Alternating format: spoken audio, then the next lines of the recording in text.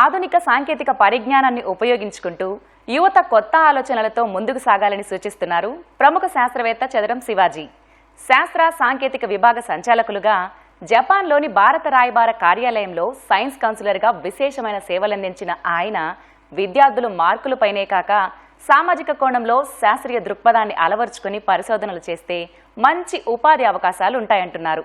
ఇందుకోసం కేంద్ర ప్రభుత్వం అందిస్తున్న ప్రోత్సాహకాలు, విద్యార్థులు గమనించాల్సిన అంశాల గురించి డాక్టర్ శివాజీ మాటల్లోనే తెలుసుకుందాం. ప్రముఖ శాస్త్రవేత్త డాక్టర్ చదరం శివాజీ గారు మనతో ఉన్నారు. ఆయన అడిగి మరిన్ని వివరాలు తెలుసుకుందాం. సార్ నమస్తే అండి. మీరు సైన్స్ అండ్ టెక్నాలజీ రంగంలో ఉన్నారు, విధాన రూపకల్పనలో కూడా క్రియాశీలకంగా పనిచేశారు. ఈరోజు విద్యార్థులు ప్రధానంగా చూస్తే ఈ సైన్స్ అండ్ టెక్నాలజీ రంగంలో కొత్త ఆవిష్కరణలకు కానీ లేకపోతే వాళ్ళ కొత్త ఆలోచనల కోసం ప్రభుత్వం ఎలాంటి సహకారం అందిస్తుంది, ఎలాంటి ప్రోత్సాహకాలు, ఎలాంటి పథకాలు అమలు చేస్తుంది? గవర్నమెంట్ ఆఫ్ ఇండియా యాక్చువల్గా చాలా ఉన్నతమైన ఉద్దేశాలతో స్టూడెంట్స్కి, ఫ్యాకల్టీస్కి కూడా ఎంతో ఉపయోగకరమైనటువంటి స్కీములు చాలా ఉన్నాయండి. గవర్నమెంట్ ఆఫ్ ఇండియా పర్టికులర్గా department of science and technology, department of scientific and industrial research and department of biotechnology, అలాగే కొత్తగా మినిస్ట్రీ ఆఫ్ ఎర్త్ సైన్సెస్, ఇవన్నీ కూడా బేసికల్గా గవర్నమెంట్ తరపు నుంచి ఒక ఫండింగ్ ఏజెన్సీస్ అన్నమాట. దీంట్లో ప్రాజెక్ట్ సపోర్ట్ ఉంటుంది, అలాగే విద్యార్థులకి ఎన్నెన్నో స్కాలర్షిప్స్ అవకాశాలు కూడా ఉంటాయి. ఫ్యాకల్టీస్కి, అలాగే నేషనల్ రీసెర్చ్ ఇన్స్టిట్యూట్స్లో పనిచేస్తున్నటువంటి శాస్త్రవేత్తలకు కూడా చాలా అవకాశాలు, వాళ్ళు రీసెర్చ్ ప్రాజెక్ట్స్ సబ్మిట్ చేసి వాళ్ళ థీమ్స్ని వాళ్ళకి మెంటరింగ్గా చేసే అవకాశాలు కూడా చాలా ఉన్నాయండి. అలాగే మనం స్టూడెంట్స్ అభివృద్ధి కోసం అని చెప్పేసి కొత్తగా ఇన్స్పైర్ అనే ప్రోగ్రామ్ ఒకటి లాంచ్ చేసాం. ఒక 10-15 ఇయర్స్ అయింది.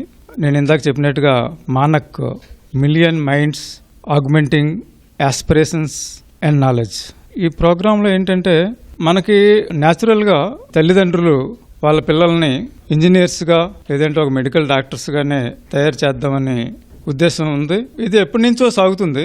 దీనివల్ల ఏమైందంటే మనకి ఈ basic sciences, physics, chemistry, mathematics, geology, biological sciences, ఇలాంటివన్నీ కూడా సైన్స్ స్ట్రీమ్లో చదవటానికి ఎక్కువ మంది పిల్లలు రావడం లేదు.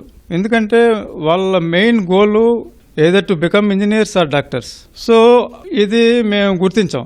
Government of India department of science and టెక్నాలజీలో ఓవరాల్గా చూస్తే మనకి ఈ సైన్స్ చదివి సైంటిఫిక్ రీసెర్చ్ మీద ఇంట్రెస్ట్ ఉన్న ఫ్యాకల్టీస్ అవనివ్వండి, స్టూడెంట్స్ అవనివ్వండి, తగ్గుముఖం పట్టింది. ఇది ఎప్పుడంటే ఒక 15-20 ఇయర్స్ బ్యాక్. సో ఈ ప్రోగ్రామ్స్ లాంచ్ చేసిన తర్వాత ప్యారలల్గా మనకి కొత్త ఇన్స్టిట్యూట్స్ వచ్చాయి.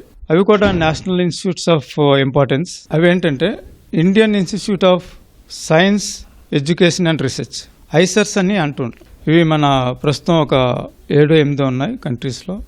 ఐసర్ కలకటా, ఐసర్ మొహాలి, ఐసర్ పూణే, ఐసర్ ట్రివాండ్రం, ఇలా ప్లేసెస్లో ఉన్నాయి. దీనికి ఇన్స్పైర్ స్కాలర్షిప్ ఉన్న వాళ్ళకు కూడా అడ్మిషన్స్ ఆటోమేటిక్గా వస్తుంటాయి. అలాగే ఈ ఐసర్స్ ఓన్ ఎంట్రన్స్ ప్రవేశ పరీక్ష కూడా ఉంటుంది.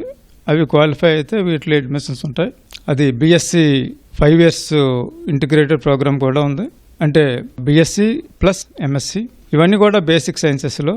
దాని తర్వాత మళ్ళీ వాళ్ళు రీసెర్చ్ చేయడానికి, పిహెచ్డి డాక్టరల్ కోర్సులు చేయడానికి కూడా ఎన్నెన్నో అవకాశాలు ఉన్నాయి. డాక్టరేట్స్ తర్వాత పోస్ట్ డాక్టరల్ స్టడీస్. ఈ పోస్ట్ డాక్టరల్ స్టడీస్ చేసిన తర్వాత కూడా ఈ డిఎస్టీ ఇన్స్పైర్ ప్రోగ్రామ్ అంటే ఇన్స్పైర్ ఫ్యాకల్టీస్ అని ఒక అవకాశం కల్పిస్తుందని. వాళ్ళు ఏంటంటే 5 ఇయర్స్కి ఫండింగ్, రీసెర్చ్కి అవసరమైన ఫండ్స్ ప్లస్ వాళ్ళ శాలరీ కూడా అందులోనే తీసుకునే అవకాశం కూడా ఉంది. ఇలా రకరకాలుగా పిల్లలకి ఎంటర్ప్రెన్యూర్షిప్ డెవలప్మెంట్ బోర్డు అని ఉంది డిఎస్టీలో, department of science and technology, NEB అంటాం, నేషనల్ ఎంటర్ప్రెన్యూర్షిప్ డెవలప్మెంట్ బోర్డ్. దీని ద్వారా పిల్లల్లో ఈ మేనేజ్మెంట్ లెవెల్ అవగాహన తీసుకొచ్చి స్టార్టప్ ఇండియా, స్టాండప్ ఇండియా అని ఒక థీమ్ ఆనరబుల్ ప్రైమ్ మినిస్టర్ గారు మనకి చెప్పారు కొన్ని సంవత్సరాల క్రితం. అలాగే పిల్లలందరికీ కూడా ఈ స్కీమ్స్ ద్వారా వాళ్ళు సొంతంగా ఏదైనా స్టార్టప్ పెట్టుకునే అవకాశం కూడా డిఎస్టీ కల్పిస్తుంది. అలాగే international cooperation, science and society, అంటే ఇది ఓన్లీ ఈ department of science and technology అనేది it's not only for the scientists, it's for everybody. Grass root level agriculture farmers or society development initiative చేసే ఎన్జిఓస్, అలాగే individuals, వీళ్ళందరికీ కూడా ఎన్నెన్నో ఉన్నత అవకాశాల్లో కల్పించే ప్రోగ్రామ్స్ ఈ డిఎస్టీలో ఉన్నాయి. అలాగే మనం సబ్జెక్టు స్పెసిఫిక్ రీసెర్చ్ చేయాలనుకుంటే, ఫర్ ఎగ్జాంపుల్ బయోటెక్నాలజీలో only biotechnology, biological sciences, immunology ఇలాంటివన్నీ కూడా చాలా డీప్గా రీసెర్చ్ చేసే అవకాశాలు ఉంటాయి. అలాగే ఫిస్ట్ అనే ప్రోగ్రామ్ ఉంది డిఎస్టీలో, funds for improvement of science and technology at the university levels. ఈ ప్రోగ్రాం ద్వారా మనం ఏం చేస్తామంటే, ఇప్పుడు ఎలాంటి కాలేజెస్ ఉన్నాయనుకోండి, మన చదలవాడ మల్లికార్జునరావు గారి కాలేజు, వారికి రీసెర్చ్ చేసే ఫ్యాకల్టీ ఉన్నారు, కానీ వాళ్ళకి ఫెసిలిటీస్ లేవు. ఆ ఫెసిలిటీస్ కోసం డిపార్ట్మెంట్ ఆఫ్ సైన్స్ అండ్ టెక్నాలజీకి వారు ప్రపోజల్ తయారు చేసి పంపిస్తే వాళ్ళకు కూడా ఫ్యాకల్టీకి టీచింగ్ సపోర్టు, అలాగే చాలా హై అండ్ రీసెర్చ్ సపోర్ట్స్ కూడా ఇచ్చే అవకాశాలు చాలా ఉన్నాయి. ఇది ఫిస్ట్ అంటాం. తర్వాత సేఫ్ అని వేరే ఒక పెద్ద ప్రోగ్రామ్ ఉంది, సాఫిస్టికేటెడ్ ఇన్స్ట్రుమెంటేషనల్ ఫెసిలిటీస్. ఇవేంటంటే ఒక ఏరియాస్లో, ఫర్ ఎగ్జాంపుల్ మన ఐఐటి హైదరాబాద్ లేదంటే ఐఐటి తిరుపతి ఉందనుకోండి, సో అక్కడ ఒక పెద్ద ఫెసిలిటీ, రీసెర్చ్ ఫెసిలిటీ ఎస్టాబ్లిష్ చేయడానికి ఫండ్స్ ఇస్తాం గవర్నమెంట్ ఆఫ్ ఇండియా డిఎస్టీ. దీనివల్ల ఏంటంటే ఆ చుట్టుపక్కల ఉన్న కాలేజెస్ కానీ అలాగే యూనివర్సిటీస్ కానీ అవన్నీ కూడా ఆ ఫెసిలిటీని యూటిలైజ్ చేసుకుంటూ రీసెర్చ్ చేయడానికి చాలా అవకాశాలు ఉన్నాయి. అలాగే మనకి ఇప్పుడు నేషనల్ లెవెల్లో ఈ ప్రోగ్రామ్స్ అన్నీ కూడా ఎంతో విజయవంతంగా కొనసాగుతున్నాయి. ఇలాంటి అవకాశాలు ఉన్నాయి, కానీ కొన్ని ఇంటీరియర్ ప్లేసెస్లో ఉన్న కాలేజెస్కి కానీ అలాగే కొన్ని యూనివర్సిటీస్ కానీ ఈ ఫ్యాకల్టీస్కి కానీ స్టూడెంట్స్కి కానీ చాలా అవగాహన తక్కువగా ఉన్నట్టు నా భావన. ఇందుకోసం ఏంటంటే ఇప్పుడు ఇలాంటి ఈ హ్యాకథాన్ లాంటి అసోసియేషన్స్, అలాగే ఇప్పుడు ఈ కాలేజీలో మనకి సుమారు 9 రాష్ట్రాల నుంచి ఎంతమందో పిల్లలు వచ్చారు, 1000-1500 కన్నా ఎక్కువ మంది. వీళ్ళందరినీ ఒకే స్టేజ్పై మనం చూస్తున్నాం ఈరోజు. ఇక్కడ ఈ స్టూడెంట్స్ మైండ్స్లో ఇది ఎలా ఇంప్రింట్ అయిపోయి ఉంటుంది ఇలాంటి ప్రోగ్రామ్స్. ఎందుకంటే వాళ్ళు చాలా ఉన్నతమైన వ్యక్తుల తాలూకా స్పీచెస్ వింటున్నారు. అలాగే డిఫరెంట్ కాలేజెస్లో వాళ్ళ మైండ్ సెట్ ఏంటి, ఈ మ్యూచువల్ అండర్స్టాండింగ్. ఎందుకంటే మనం ఒకే కాలేజీలో చదువుతాం, హ్యూమన్ నాలెడ్జ్ ఈజ్ లిమిటెడ్, కొంతవరకే ఏదైనా అవగాహన ఉంటుంది ఏదైనా సబ్జెక్ట్స్ మీద. అలాగే మనం 10 మందితో డిస్కస్ చేసినప్పుడు ఇంకా మన నాలెడ్జ్ పెరుగుతుంటుంది. ఇది ఒక నిరంతర ప్రయాస. సో ఇలాంటి ప్రోగ్రామ్స్ సపోర్ట్ చేయడానికి మనకి ఈ department of science and technology అవనివ్వండి, డిపార్ట్మెంట్ ఆఫ్ బయోటెక్నాలజీ, అలాగే ఇప్పుడు మినిస్ట్రీ ఆఫ్ ఎర్త్ సైన్సెస్ అని చెప్పాను, అవేంటంటే ఓన్లీ ఈ earth sciences related geology, geophysics, ఈ సముద్ర గర్భశాస్త్ర రీసెర్చ్ ఇవన్నీ కూడా సపోర్ట్ చేస్తుంటాయి. అలాగే ఈ డిపార్ట్మెంట్ ఆఫ్ సైన్స్ అండ్ టెక్నాలజీకి ఒక సుమారు 25 నేషనల్ లెవెల్ రీసెర్చ్ ఇన్స్టిట్యూట్స్ ఉన్నాయి ఆన్ డిఫరెంట్ థీమ్స్. ఇప్పుడు బెంగళూరులో చూసుకుంటే మనకి రామన్ రీసెర్చ్ ఇన్స్టిట్యూట్ ఉంది, అలాగే ఇండియన్ ఇన్స్టిట్యూట్ ఆఫ్ యాస్ట్రోఫిజిక్స్ అది కూడా బెంగళూరులోనే ఉంది, అలాగే ఇండియన్ ఇన్స్టిట్యూట్ ఆఫ్ జియోమాగ్నెటిజం. ఇవన్నీ కూడా ఫండమెంటల్ రీసెర్చ్ ఇన్స్టిట్యూట్స్. ఇప్పుడు జియోమాగ్నెటిజం అంటే మనకి చాలా మందికి తెలియదు. మన ఎర్త్స్ మ్యాగ్నెటిక్ ఫీల్డ్, మన అంటే భూమి అయస్కాంత శాస్త్రం, అది చాలా తక్కువ మందికి తెలుస్తుంది. మన ఈ భూగోళం ఒక చాలా పెద్ద అయస్కాంతంలా పనిచేస్తుంది. ఈ మ్యాగ్నెటిక్ ఫీల్డ్ కొన్ని 100 కిలోమీటర్ల దూరంలో స్పేస్లో వరకు విస్తరించి ఉంటుంది. దాన్ని మ్యాగ్నెటోపాజ్ అంటాం. సో ఆ మ్యాగ్నెటోపాజ్ ఏంటంటే it is protecting the earth from the ultraviolet radiations from the sun. So magnetic scintillations, atmospheric scintillations, so ఇలాంటి రీసెర్చ్ అంతా చేస్తుంటుంది. ఈ నావిగేషన్ పర్పజెస్ ఇలా చాలా ఉన్నాయి. అలాగే ఈ department of science and technology support చేసిన యూనివర్సిటీస్, అలాగే ఆ ఫ్యాకల్టీస్ చాలామంది దీన్ని అడ్వాంటేజ్గా తీసుకుంటున్నారు. ఈ రీసెర్చ్ ప్రాజెక్ట్స్లో రీసెర్చ్ స్కాలర్స్ కూడా పనిచేయచ్చు. ప్రాజెక్ట్ ఒక స్పెసిఫిక్ థీమ్ మీద ఉంటుంది. అదే థీమ్లో ఈ స్టూడెంట్స్ కూడా వాళ్ళ నాలెడ్జ్ని అభివృద్ధి చేసుకోవచ్చు. దాని ద్వారా డాక్టరేట్స్ కూడా వాళ్ళు పొందవచ్చు. ఇలా చాలా ఎన్నో అవకాశాలు ఉన్నాయి. చూస్తే చాలా వరకు పుస్తకాల్లో ఏదైతే కరికులంలో ఉందో దానికి ఫీల్డ్ లెవెల్లోకి వచ్చిన దానికి చాలా గ్యాప్ ఉంది సార్. అసలు దీనికి సంబంధించినటువంటి ఆ ఫ్రేమ్వర్క్లోనే మనం ఉన్నటువంటి గ్యాప్ని ఎలా మనం బ్రిడ్జ్ చేసే అవకాశం? ఇప్పుడు ఈ department of science and technology చాలా సైన్స్ పాలసీస్ అవన్నీ తీసుకొస్తూ ఉంటుందన్నమాట. ఫస్ట్ పాలసీ 1953లో వచ్చింది. అలాగే లాస్ట్ మొన్న 2020 సైన్స్ పాలసీ 21 నుంచి ఇంప్లిమెంట్ అవుతుంది. ఈ పాలసీలో మీరు అడిగినటువంటి సరికొత్త విధానాలన్నీ కూడా పొందుపరిచి ఇటు చదువుకునే పిల్లలకు, అలాగే పరిశోధకులకు, టీచర్స్, వీళ్ళందరికీ కూడా ఇందాక నేను చెప్పినట్టుగా education is not for only education is for societal development. So ఇలాంటి ఈ స్కీమ్స్ చాలా ఉన్నాయి.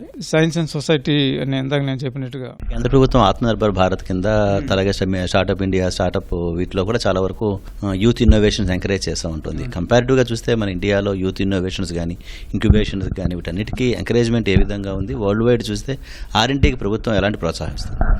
R&D ప్రభుత్వం ప్రస్తుతానికి మనకి 0.69% ఆఫ్ జీడిపి ఇండియా స్పెండింగ్. అంటే మనకి కొన్ని విమర్శలు కూడా వస్తుంటాయి. అంటే మన భారతదేశం చాలా తక్కువ ఈ R&Dకి సపోర్ట్ చేస్తుంటుందని. అది పూర్తిగా కరెక్ట్ కాదు. ఎందుకంటే ఈ R&D స్పెండింగ్ అనేది మన అబ్జార్ప్షన్ కెపాసిటీ మీద కూడా డిపెండ్ అయి ఉంటుంది. ఇప్పుడు మనకి ఫండ్స్ ఉన్నాయి, వాటిని ప్రాపర్గా యూటిలైజ్ చేసుకునే మెకానిజం కూడా ఉండాలి కదా, రిసీవర్స్ ఉండాలి. ఇంకా మనం జస్ట్ డెవలప్ అవుతున్నాం. సో ఈ ఫండింగ్ కూడా every year government of India spends lot of money on ఈ science and technology and scientific research. ఇప్పుడు చూసుకుంటే మన గ్లోబల్ నెంబర్ ఆఫ్ పబ్లికేషన్స్లో మన ఇండియాది చాలా తక్కువ, 3rd and 4th ప్లేసెస్లో ఉంది యాక్చువల్గా. అలాగే కొన్ని స్పెసిఫిక్ ఏరియాస్లో నానో టెక్నాలజీ, నానో సైన్స్లో అయితే చాలా దగ్గరగా గ్లోబల్ లెవెల్లో మంచి స్థానంలో ఉంది. సో ఆల్రెడీ మన Indian scientists are doing well, and that is all happening because of the support from the government of India. So education ki government of India is putting lot of emphasis on education and research. సైంటిస్ట్గా ఇప్పుడు మొత్తం students అందరూ కలిపి IT కానీ లేకపోతే కొన్ని సెక్టార్లకే పరిమితం అవుతున్న నేపథ్యంలో ఈ సైన్స్ అండ్ టెక్నాలజీకి సంబంధించిన దాంట్లో ఎటువైపు వస్తే యూత్కి జాబ్ ఆపర్చునిటీస్ కానీ వాళ్ళ రీసెర్చ్ కానీ ఉండే అవకాశం ఉందని మీరు భావిస్తున్నారు? ఏ రంగాల వైపు? ఇదంతా కాంపిటేటివ్ ఎరా అనేటువంటి ఉన్న నేపథ్యంలో స్టూడెంట్స్ ఆలోచన ఎలా మారాలనుకుంటున్నారు? స్టూడెంట్స్ ఆలోచన ఎలా మారాలంటే వాళ్ళకి ఇన్నోవేషన్ అనేది ఉండాలి. చదివింది అంటే as a student they have to learn as much as they can. So అది ఒక ఆస్పెక్ట్. తర్వాత ఈ నేర్చుకున్న నాలెడ్జ్ని కూడా మనం సొసైటీకి ఎలాగా ఉపయోగపడాలి, ఎలా ఉపయోగపడేలా చేయాలి. సో దానిలోనే ఇన్నోవేషన్ ఉంటుంది. ఒక ఐడియా వచ్చినప్పుడు ఈ ఐడియాస్ని ఫామ్ అయ్యి then they have to try to implement that idea into research programme or research project. So ఇలా ఐడియాస్ని కూడా ఎంకరేజ్ చేసే స్కీమ్స్ మనకి డిఎస్టీలో చాలా ఉన్నాయి. స్టూడెంట్స్ కూడా ఎనీబడి కెన్ అప్లై. ఈ ఇన్స్పైర్ స్కీమ్స్లో ఉన్నవ్వండి, లేదా నేను ఇందాక చెప్పినట్టుగా NEB, National Entrepreneurship Development Board. So these two programs actually encourages grassroots level people and young innovators to come up with new ideas and new schemes and new themes for further improvement of research in the country. ఏ ఎరాలో ఇప్పుడంతా artificial intelligence అనేటువంటి ఎరాలో స్టూడెంట్స్కి ఎక్కువ ఉన్న scoop ఏంటి sir? ఏ ఏరియాలో R&D చేయడానికి ఎక్కువ అవకాశం ఉంటుంది? వాళ్ళు ఎలాంటి ఆలోచనలతో ముందుకెళ్ళచ్చు? R&D అనేది ఇప్పుడు it's like a white frequency broadband spectrum అండి. So any subject one can do the research. But as far as job opportunities are concern and ఐటీలో ఇప్పుడు ఆర్టిఫిషియల్ ఇంటెలిజెన్స్ అనేది that is actually ruling now. మనం ఏదైనా ఒక theme develop అవుతుంటే so we have to be at par with the global level. అదే రీతిలో మనం దీన్ని కొనసాగిస్తే చాలా బాగుంటుంది. ఐటీ సెక్టర్ ఒకటి, అలాగే ఇప్పుడు క్వాంటమ్ కంప్యూటింగ్ ఉంది, అలాగే energy. So hydrogen energy, because we are deprived of energy in the country. For example India's మన పవర్ పొజిషన్ ఏంటంటే so far we have been able to only using the coal fired power plants. So now things are changing. Now hydrogen energy వచ్చింది. And then lot of innovations are happening in the energy sector.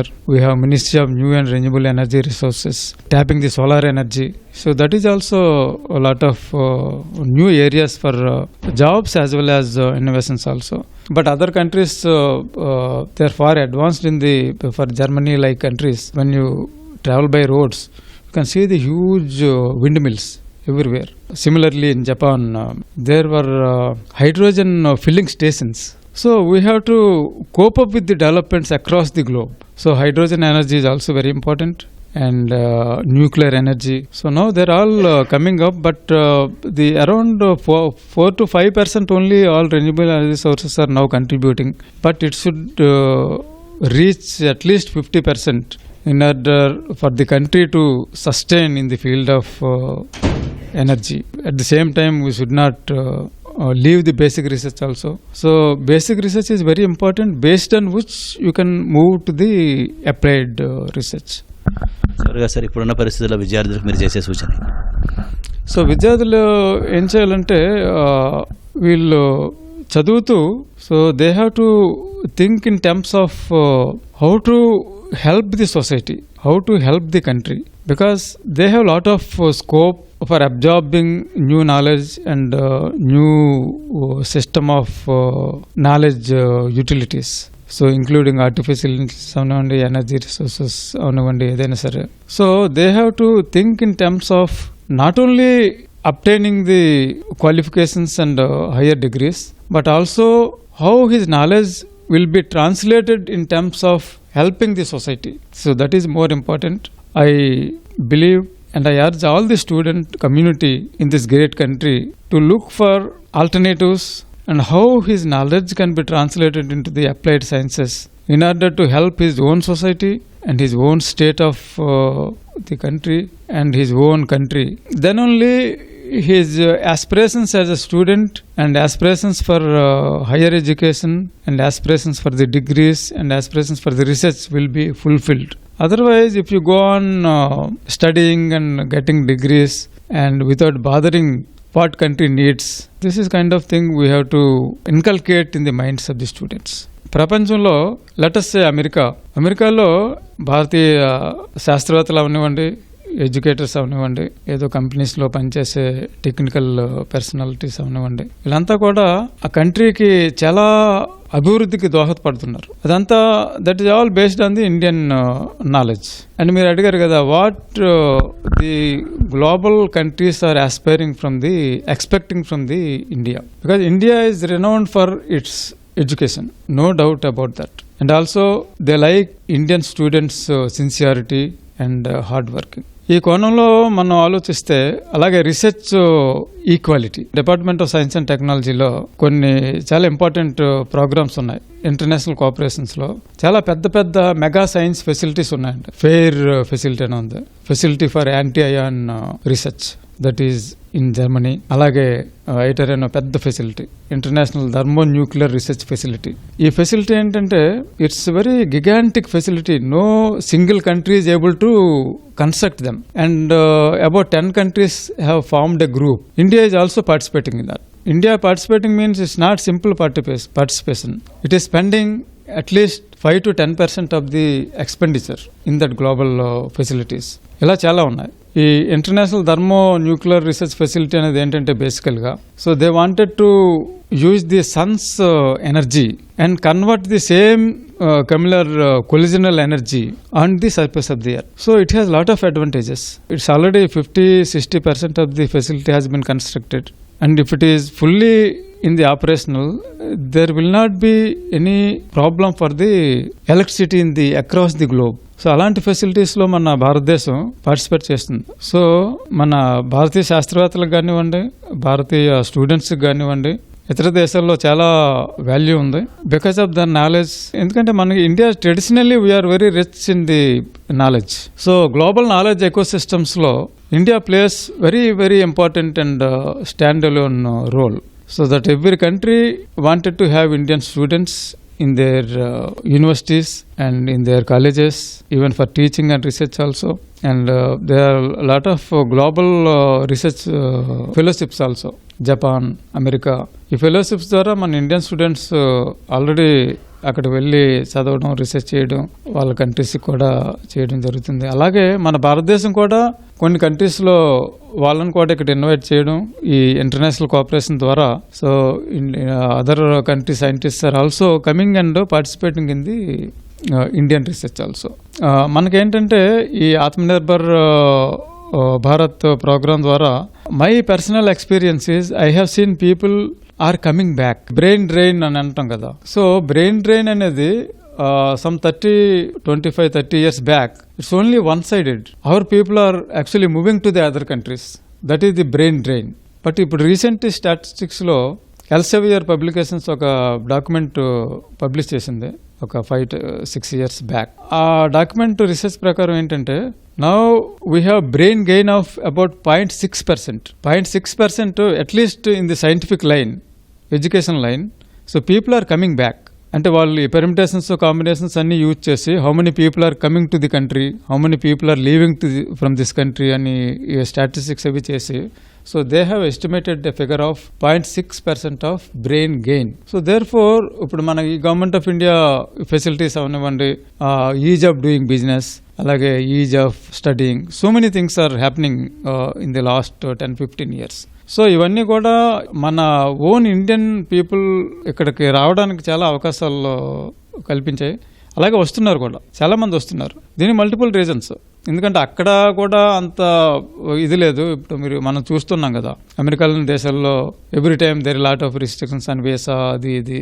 So our own NRIs are coming back. I know many people are coming back. It will happen also. ఇది doctor Chadaram Shivaji గారి అభిప్రాయం. విజయవాడ నుంచి cameraman శ్రీమన్నారాయణతో Srinivas Mohan, ETV.